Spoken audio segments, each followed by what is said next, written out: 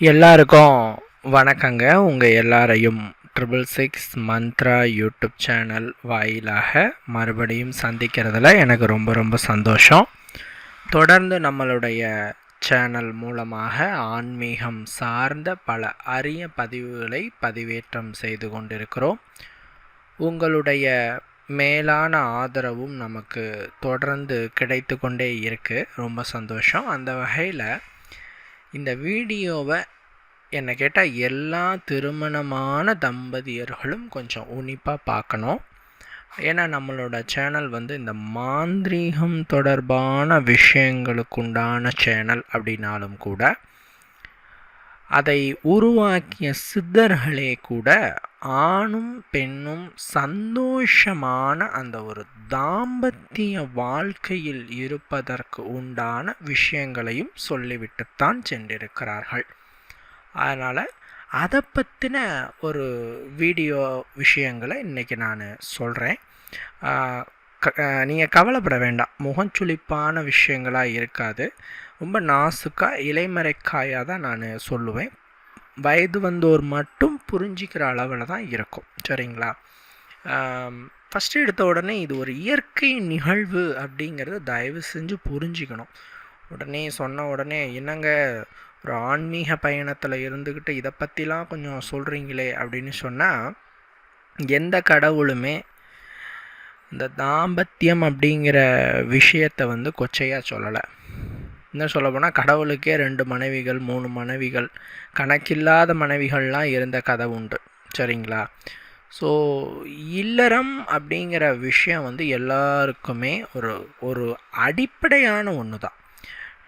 சில பேர் ஏன் அதை வேணாம் அப்படின்னு நினைக்கிறாங்கன்னா, நம்மோடு ஒரு துணை வரும் பொழுது அவங்களோட மனநிலை இன்கேஸ் டிஃப்ரெண்ட்டாக இருக்கும் பொழுது நம்மளோட ஆன்மீக பயணத்துக்கு அது தடையாக இருக்குமோ அப்படின்ட்டு தான் பல ஆன்மீகாளர்கள் திருமணம் செய்து கொள்வது இல்லை. அந்த காலத்தில் பார்த்திங்கன்னா ரிஷி பத்தினிகள் அப்படின்னு இருப்பாங்க. முனிவர்களுடைய மனைவிகள், ரிஷிகளுடைய மனைவிகள், ஏன்னா ரிஷி பத்தினிகள் அப்படிம்பாங்க.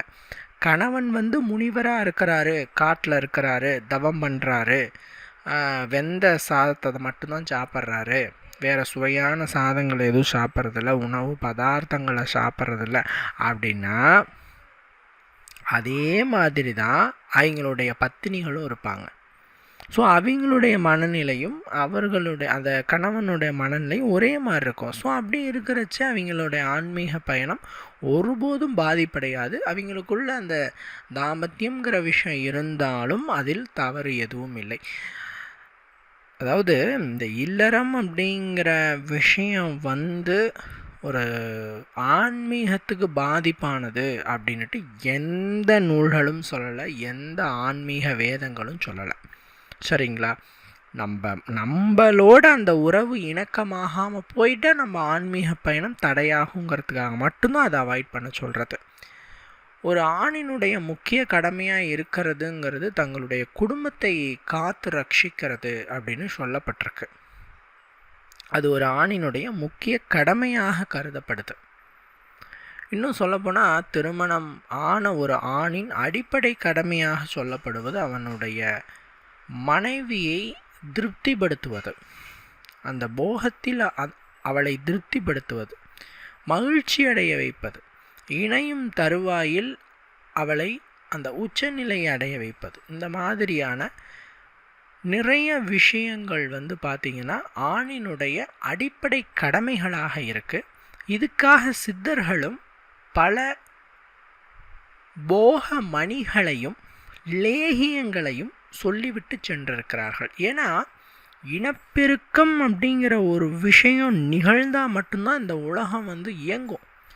நம்ம எதை பேச தயங்குறோமோ அந்த விஷயம் நிகழ்ந்தாதான் இந்த உலகமே சுழலும். அது என்ன இனப்பெருக்கங்கிற விஷயம். இப்போ எந்த உயிரினமும் இனப்பெருக்கம் பண்ணலைன்னு வைங்க, ஒன்றும் ஆகாது, உலகத்தில் எதுவுமே இருக்காது. ஆனால் மனித இனம் மட்டும்தான் அந்த இனப்பெருக்கங்கிற விஷயத்த கொச்சையாக நினைக்கிறது, அதை கொச்சை பார்வையில் பார்க்கறது. இன்கேஸ் அது கொச்சையான விஷயமா இருந்தால் கோவில்களில் சிற்பங்களில் அதை செதுக்க மாட்டாங்க. அது ஒரு இயற்கையான நிகழ்வு என்பதை அகிலத்தார் அறிய வேண்டும்.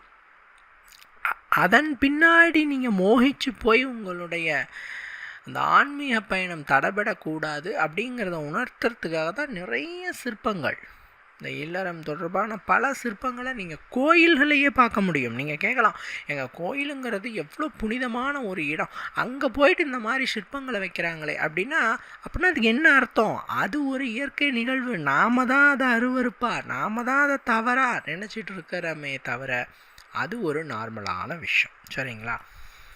இப்போது மோகன மணிகள், லேபன தைலங்கள் என்று பல விஷயங்களை நம் சித்தர்கள் நமக்காக விட்டு விட்டு சென்றிருக்கிறார்கள். இன்னும் சொல்லணும் அப்படின்னா பிரம்ம விருட்சம் அப்படின்ட்டு ஒரு மரம் இருக்குது. என்னங்க பிரம்ம விருட்சமா? அது என்னங்க, பிரம்மா தெரியும், படைத்தல் தொழிலை செய்கிறவர், அவருக்குன்னு மரம் இருக்கா அப்படின்னு கேட்டால் இருக்குது. என்ன மரம்னா முருங்கை மரம். முருங்கை மரத்தை தான் நாம் பிரம்ம விருட்சம்னு சொல்கிறோம். உங்கள் வீட்டில் ஆண் பிள்ளை இருந்தாங்கன்னா ஒரு முருங்கை மரம் கட்டாயம் இருக்கணும். ஸ்ட்ரிக்ட் ரூல், ரொம்ப கடுமையான உத்தரவு. என்னோட கடுமையான உத்தரவுன்னு நினச்சாலும் சரி, ஒரு அன்பான உத்தரவாக நினச்சாலும் சரி, வீட்டில் ஒரு ஆண் பிள்ளை இருந்தால் ஒரு முருங்கை மரம் கட்டாயம் இருக்க வேண்டும். ஏங்க அப்படின்னு கேட்டால், அந்த ஆண் பிள்ளையினுடைய சந்ததியை விருதியடைய வைக்கும் இந்த முருங்கை மரம். ஒரு ஆணுக்கு அந்த மலடு அப்படிங்கிற பிரச்சனை வராமல் தடுத்து நிறுத்தி அவனுடைய சந்ததிகளை நல்ல பல வழியில் விருத்தி பண்ண வைக்கும் இந்த முருங்கை மரம். நிறைய குழந்தைகளை பிறப்பதற்கு அனுகூலத்தை கொடுக்கும் இந்த முருங்கை மரம். இன்றைக்கி நிறைய குழந்தைகளை பெற்றுக்கிற சூழ்நிலைலாம் இல்லை. 1 2 ரொம்ப ஆசை இருந்தால் 3, இவ்வளோதான் இன்றைக்கி கணக்கு. ஆனால் இன்றைக்கி ஒரு குழந்தைக்கே ரொம்ப தடுமாறுற காலகட்டம் தான் இன்றைக்கி இருக்குது. பட் உங்களுடைய உடம்பில் இருக்கிற தாம்பத்தியம் சார்ந்த அத்தனை விஷயங்களையும் சீர்படுத்தி அதிக நேரம் நீங்கள் உங்களுடைய துணையோடு சந்தோஷமாக இருப்பதற்கு இந்த முருங்கை மரம் பயன்படும். உங்கள் வீட்டில் இருக்கிற ஆண் பிள்ளைகளுக்கு சின்ன வயசுலேருந்தே இந்த முருங்கை மரத்துலேருந்து கிடைக்கக்கூடிய இலைகள், பூக்கள், காய்கள் வாரத்தில் ஒரு 2 நாள் சேர்த்துக்கிட்டே இருந்தீங்க உணவில் அப்படின்னு சொன்னால் அந்த ஆண் பிள்ளைக்கு மலடுங்கிற பிரச்சனை ஃப்யூச்சரில் வரவே வராது. 25 வயசில் அவன் குழந்தை இல்லை அப்படின்ட்டு மனைவியை கூட்டிகிட்டு ஹாஸ்பிட்டல் ஓட மாட்டான். அவனுக்கு தேவையான அத்தனை சக்தும் அந்த முருங்கை மரம் கொடுக்கும். முருங்கை மரம் ஒரு பிள்ளையை போன்றது. அதில் எல்லாமே கிடைக்கும். இலை கிடைக்கும், பூ கிடைக்கும், காய் கிடைக்கும், சீசனுக்கு எல்லாமே கிடச்சிட்டே இருக்கும். நீங்கள் ஒரு சாப்பாடு செய்ய ஒன்றும் இல்லையா, ஒரு 10 முருங்கை தலையை உருவி பொரியல் பண்ணி அழகாக சாப்பிட்டுக்கலாம். பூவை எடுத்து அழகாக வணக்கி தேங்காய் பூ போட்டு சாப்பிடலாம். இது மாதிரி எல்லா விஷயத்துக்கும் பயன்படும். ஏன் அந்த காலத்தில் வளர்க்கக்கூடாது முருங்கை மரத்தை வீட்டுக்கு முன்னாடி அப்படின்னா, சின்ன குழந்தைங்க தான் விளையாட்டுத்தனமாக மேலே ஏறிட்டாங்கன்னா கெவை உடஞ்சி விழுந்துடும், அடிபட்டுருங்கிறது 1. குளிர்காலங்களில் கம்பளி பூச்சிகள் நிறையா வரும் 2. இந்த 2 விஷயத்துக்காக தான் அந்த முருங்கை மரத்தை வீட்டுக்கு முன்னாடி வளர்க்கக்கூடாதுமா. இன்னொன்று காற்றடிச்சிச்சின்னா முருங்கை மரம் நல்லா ஹைட்டாக வளர்ந்துருந்தால் அந்த காற்றுக்கு முறிஞ்சு வீட்டு மேலே விழுந்துடும். அதனால தான் வீட்டுக்கு முன்னாடி வளர்க்கக்கூடாதுன்னாங்க. இன்றைக்கி இருக்கிற காலத்தில் கம்பளி பூச்சியை விரட்ட மருந்து வந்துருச்சு. பிள்ளைகள் இன்றைக்கி மரமேறி விளையாடுற காலம்லாம் போயிடுச்சு. நாமளே போய் விளையாடுங்கடா அப்படின்னா கூட இந்த ஃபோனை ஆஃப் பண்ண மாட்டேங்கிறானுங்க. ஸோ அது 1. 2வது, மரமாக வளர்ந்து நீங்கள் வெட்டுற அளவுக்கு தேவை. இன்றைக்கி தொட்டியில் வச்சு வளர்க்குற அளவுக்கு முருங்கை மரங்கள் வந்துருச்சு. அதை நம்ம ஆயிட்டாச்சுன்னா வெட்டிக்கலாம். அப்பப்போ வெட்டி பராமரிச்சுக்கலாம். ஸோ இன்றைக்கி நிறைய விதமான சௌகரியங்கள் வந்துடுச்சு.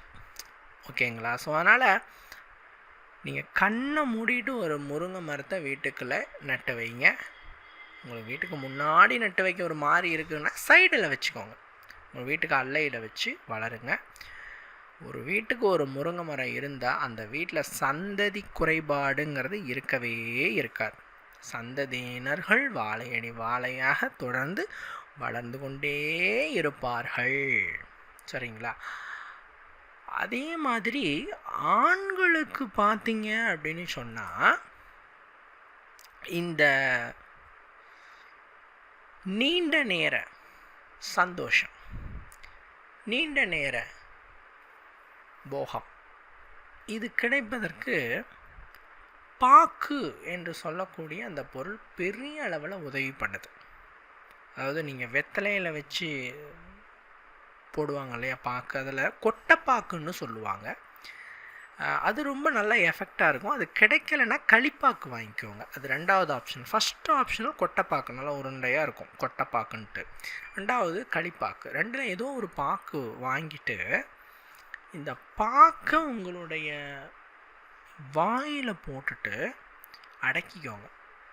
அடக்கிட்டு ஒரு 5-10 நிமிஷம் கழிச்சிட்டு உங்களுடைய துணையோடு நீங்கள் சேர்ந்தீர்கள் அப்படின்னு சொன்னால் அதிக நேரம் உங்களால் உங்களுடைய இந்திரியம் கசியாமல் போகிக்க முடியும்.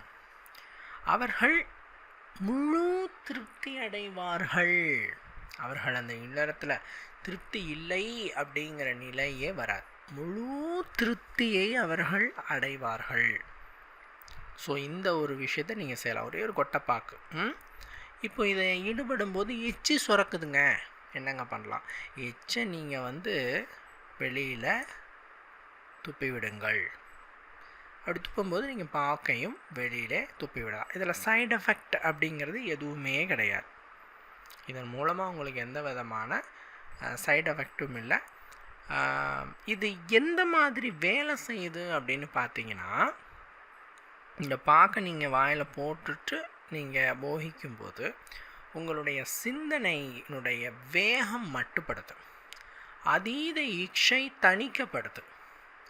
உங்களோட வேகமும் இச்சையும் தணிக்கப்படும். அதாவது ஸ்லோவாகும்போது ஆட்டோமேட்டிக்காக அதிக நேரம் உங்களால் அந்த போகத்திலே ஈடுபட முடியும். நிறைய பேர் சீக்கிரம் வெளியாகிடுது, இந்திரியம் சீக்கிரமாக முடிஞ்சு போயிடுது, அதிக நேரம் ஈடுபட முடியல. இதே கம்ப்ளைண்ட் தான் வச்சுட்டே இருக்காங்க.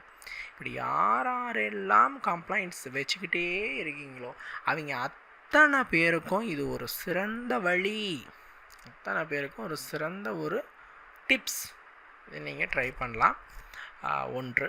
ரெண்டாவது, எப்பயுமே பார்த்தீங்கன்னா சின்ன வெங்காயம் அப்படிங்கிறது ஒரு அருமருந்து. இன்றைக்கி சின்ன வெங்காயம் நிறைய பேர் யூஸ் பண்ணுறதில்ல. ஒன்று அதை சுத்தம் பண்ண சலுப்பு பட்டுக்கிறாங்க. சார் ஒரு பெரிய வெங்காயம் எடுத்துக்கிறோம், வெட்டுறோம், அழகாக சமைக்கிறோம், போயிடுறோங்கிறாங்க. சின்ன வெங்காயம் பொதுவாக ஆண் பிள்ளைகளுக்கு ரொம்ப நல்லது. எப்படி முருங்கை மரம் ஆண் பிள்ளைகளுக்கு நல்லது, சந்ததிகளை விருத்தி அடைய செய்யும் அப்படின்னு சொல்கிறனோ, அதே மாதிரி இந்த சின்ன வெங்காயம் அப்படிங்கிறது பார்த்திங்கன்னா அதிகப்படியான ஆண்களுக்கான ஆற்றலை தன்னுள் கொண்டது. அந்த ஆணை சோர்வடையாமல் போகிப்பதற்கு உண்டான சக்தியை கொடுக்கும். இன்றைக்கி பாருங்கள், நிறைய இடங்களில் உயிரணுக்களின் குறைபாடு அப்படின்ட்டு இருக்குது. அந்த சொல்லப்போனால் கவுண்டிங் இல்லை, நீந்துதல் தன்மை இல்லை அப்படின்னு நிறைய பேர் சொல்கிறாங்க. தயவு செஞ்சு உங்கள் பிள்ளைகளுக்கு, ஆண் பிள்ளைகளுக்கு சின்ன வயசுலேருந்தே இந்த சின்ன வெங்காயத்தை உணவில் சேர்த்துக்கிட்டே வாங்க. அவங்களுக்கு அந்த பிரச்சனை இருக்கவே இருக்காது. ஏன்னா சின்ன வயசுலேருந்தே அந்த உடலினுடைய அந்த தன்மை, அதை நாம் இந்த உணவுகள் மூலமாக கொஞ்சம் பூஸ்ட் பண்ணிக்கிட்டே இருந்தோம் அப்படின்னு சொன்னால் உயிரணுக்களோட உற்பத்தி நல்லாயிருக்கும், நீந்துதல் தன்மையும் நல்லாயிருக்கும், அதிக நேரம் போகிப்பதற்கு உண்டான சூழ்நிலையும் அந்த குழந்தைக்கு அவங்க துணைக்கிட்ட இருக்கிறதுக்கு வாய்ப்பாக இருக்கும். அடுத்தது அவனுக்கு சீக்கிரம் குழந்தை பிறக்கும். மலடுங்கிற பிரச்சனை அந்த ஆணுக்கு வரவே வராது. சரிங்களா? அந்தளவுக்கு இந்த சின்ன வெங்காயத்தில் அதீத ஆற்றல் இருக்கிறது. இதை நீங்கள் மறந்து விடக்கூடாது. ஸோ முருங்கைக்கீரை, சின்ன வெங்காயம் ரெண்டும் ஆண்களின், அதுவும் உங்கள் வீட்டில் சின்ன பிள்ளை இருந்தாங்கன்னா அவங்களுடைய வாலிபத்திற்கு 2 கண்கள் போன்றது. ஒன்று. ரெண்டாவது, திருமணமானவர்கள் இல்லை போகிப்பதில் அதிக நேரம் ஈடுபட ஒரு கொட்டைப்பாக்கு உங்களுடைய வாயில் வைத்து கொண்டால் நீண்ட நேரம் ஈடுபடுவதற்கு அது வழிவகையாக இருக்கும். சரிங்களா? ஸோ இந்த வீடியோவில் நிறைய தகவல்களை நீங்கள் பார்த்தீங்க. கட்டாயம் இந்த வீடியோ உங்களுக்கு பயன் தரக்கூடிய வகையில் இருக்கும்னு நாம் நம்புகிறோம். மற்றொரு வீடியோவில் உங்களை நான் சந்திக்கிறேன். நன்றி, வணக்கம்.